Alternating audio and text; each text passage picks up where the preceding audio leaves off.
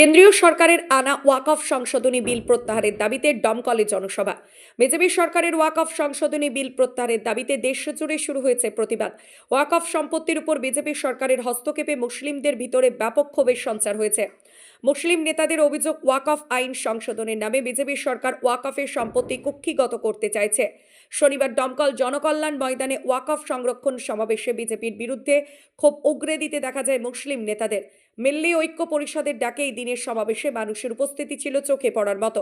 এদিনের সমাবেশে অতিথি হিসেবে উপস্থিত ছিলেন ইন্ডিয়ান ন্যাশনাল লীগের সর্বভারতীয় সভাপতি মোহাম্মদ সোলাইমান, সদ্ভাবনা মঞ্চের সভাপতি সমরেন্দ্র ভট্টাচার্য, অল বেঙ্গল ইমাম মুয়াজ্জিন অ্যাসোসিয়েশনের রাজ্যের সাধারণ সম্পাদক মাওলানা নিজামুদ্দিন বিশ্বাস, ইন্ডিয়ান ন্যাশনাল লীগের রাজ্য সভাপতি মোহাম্মদ সালাউদ্দিন,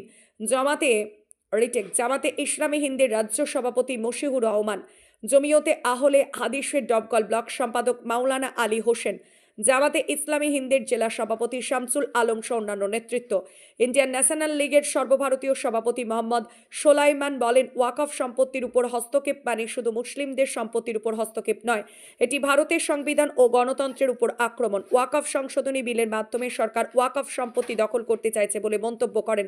কুম্ভমেলায় নতুন সংবিধান গঠনের ঘোষণা নিন্দা জানান তিনি। বলেন যে যারা বাবা সাহেব আম্বেদকরের সংবিধান বাদ দিয়ে নতুন সংবিধান তৈরি করার চেষ্টা করছে তারা দেশ বিরোধী, এরা সাধু নয়, এদের বিরুদ্ধে মামলায় হওয়া উচিত বলে মন্তব্য করেন। ওয়াকফ সংরক্ষণের বিষয়ে প্রোগ্রামটা ছিল। ঐক্য পরিষদের ডাকে কোন কোন বা কারা কারা এখানে উপস্থিত আছে? এখান করে বিশেষ করে ইন্ডিয়ান ন্যাশনাল লীগের পক্ষ থেকে আছে, আর জামাত ইসলামের পক্ষ থেকে আছে, এবং এখানে ইমাম মুয়াজ্জিন সমিতির আমাদের দায়িত্বপ্রাপ্ত একজন আছেন নিজামুদ্দিন সাহেব।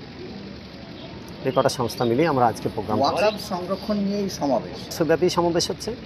আমরা ডোমকলে 2-1 দিনের চিন্তাভাবনায় এই সমাবেশ তৈরি করেছি। এই সমাবেশ থেকে অন্ততপক্ষে ডিএমের কানে পৌঁছাবে যে যারা সংখ্যালঘু সম্প্রদায়ের মানুষ আছে তারা চাইছে না যে ভারতবর্ষের সংবিধানকে পরিবর্তন করা।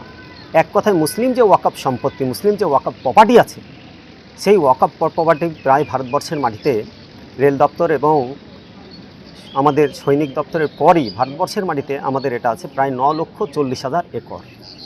সেই জমি সরকারিভাবে এটা ঘোষিত।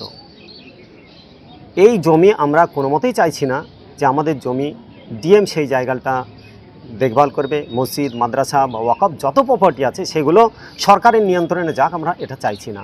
কারণ ডিএম হচ্ছে সরকারি গোলাম, সরকারের কর্মচারী, তিনি সরকার যা বলবেন সেটা শুনবেন। আর ডিএমের অনেক কাজ আছে, তিনারা সেই কাজগুলোকেই তো শেষ করতে পারেন না।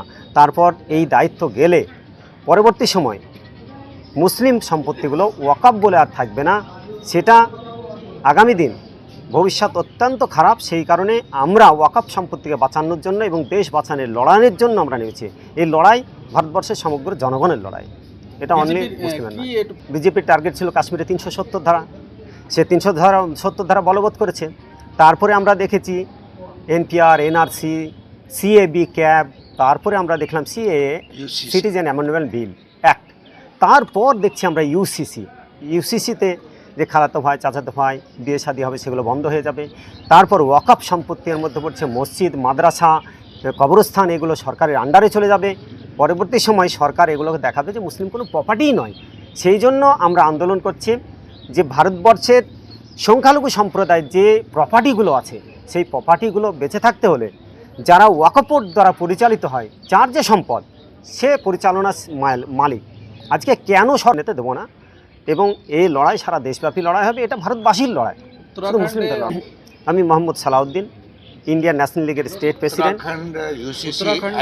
बीजेपी की सरकार ने वक्फ एक्ट अमेंडमेंट बिल जो पेश किया, इसको पार्लियामेंट के अंदर उसका विरोध होने पर उन्होंने जेपीसी को भेजा, और जेपीसी को जो काम करना था कि वक्फ के प्रॉपर्टी के जो स्टेक होल्डर्स हैं वो मुस्लिम कम्युनिटी इंडिया में है, उसका आरएसएस का एक्टिविस्ट नहीं है स्टेक होल्डर, उसका ब्यूरोक्रेट्स भी स्टेक होल्डर नहीं है, उसका आईटी सेल बीजेपी भी नहीं है। लेकिन जॉइंट पार्लियामेंट कमेटी ने क्या किया, उसने मुस्लिम्स के पॉइंट ऑफ व्यू को जो लेना चाहिए था वो लेकर उसको इंक्लूड करना चाहिए था। ऑब्जेक्शंस को, वो न करके क्या किया है, बीजेपी की मंशा को, आरएसएस की मंशा को पूरा करते हुए उन्होंने एनडीए की तरफ से जो 14 अमेंडमेंट आए उसको लेकर और स्पीकर को दे दिया है। वी डू नॉट एग्री, हम इससे सहमत नहीं हैं। इसलिए ये ज्वाइंट पार्लियामेंट्री कमेटी का मजाक है, it's a mockery of the joint parliamentary committee. मैं समझता हूँ कि वक्फ अमेंडमेंट बिल अटैक है इंडियन कॉन्स्टिट्यूशन पर। मैं समझता हूँ, मुस्लिम कम्युनिटी समझती है, वक्फ अमेंडमेंट बिल इंडियन फेडरेशन पर, फेडरलिज्म पर, संघीय ढांचे पर अटैक है।